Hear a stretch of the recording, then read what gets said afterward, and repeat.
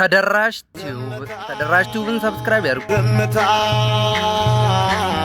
ዝምታ ኦርቶዶክሳውያን ለምንድን ነው ዝም የምንለው? የምናመልከው አምላክ እኮ የሚያሳፍር አምላክ አይደለም። ለምንድን ነው የምንታረደው? ግን ለምን ዝምታው ለምን ነው? እጆቼን ዘርግቼ እንባዬን ሳፈሰው እጆቼን ዘርግቼ እንባዬን እናውቃለን። 107 ነው መጡ። ዛሬ ግን የሀገር አባት እንሆናሉ። ይሁን ይሄም ያልፋል። ዝምታ የሚለውን መዝሙር እየሰማችሁት ነው አይደል?